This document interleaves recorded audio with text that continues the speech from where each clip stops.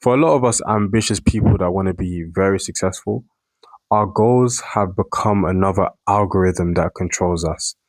So if you look around on social media is not really suggesting you content anymore. It's kind of telling you what to believe, which I'll get into in a different video as well. But just to touch on it, right?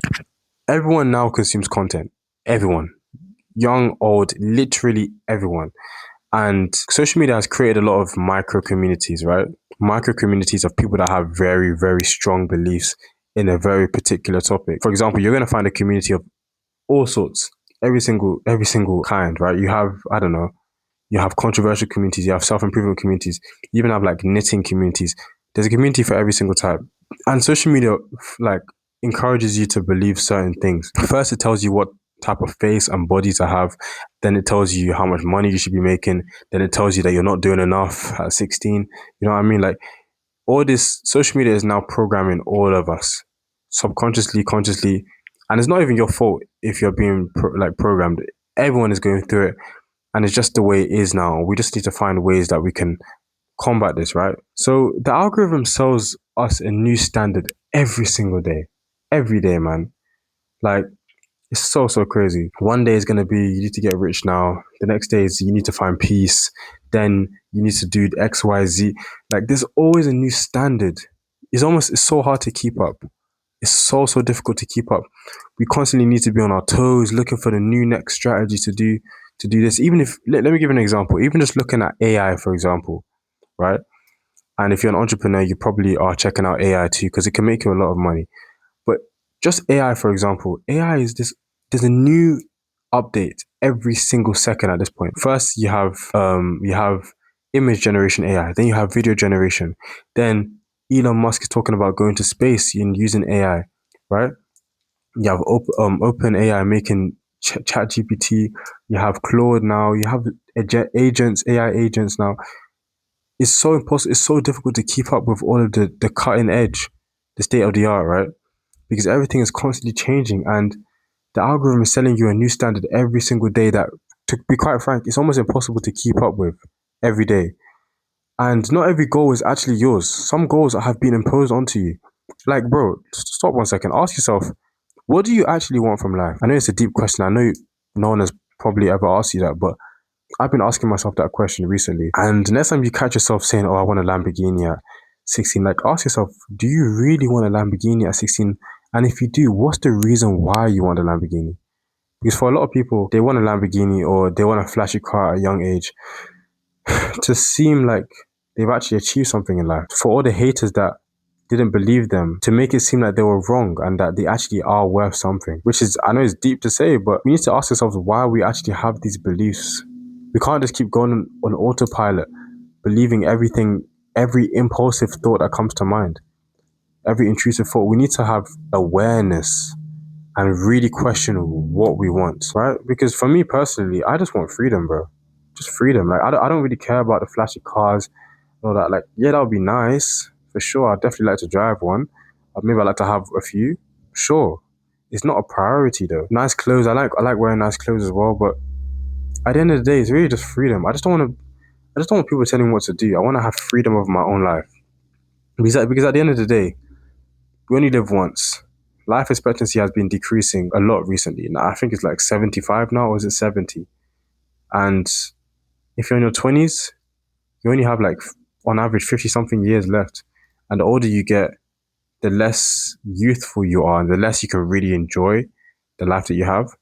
So really, I just want to spend as much time as possible just living and just actually enjoying life and making a positive impact any way I can. It's crazy, bro. It's crazy. Sometimes the goals you absorb never actually finish, right? So what I mean by that is some goals that you put for yourself, like you absorb, some goals that you set for yourself, they never actually finish. For example, because a lot of people say they want to become successful. What does that mean? Because today successful means 10K a month, or not matter of fact, a year ago successful was 10K a month. Now, yes, a few months ago it was 50K a month. Now it's 100K a month. Like, what does success actually look like for you? Because if you don't define it, technically you could never reach it. Because you could be improving every single day and never reach success. because you haven't properly defined what it is. So yeah, bro, what does success look like to you? Write it down, man. Like, write it down and put it on your wall. So when you actually hit it, you can be like, I actually achieved my goal, you know? We need to give ourselves some more props. Like, we need to clap for ourselves because we're doing well.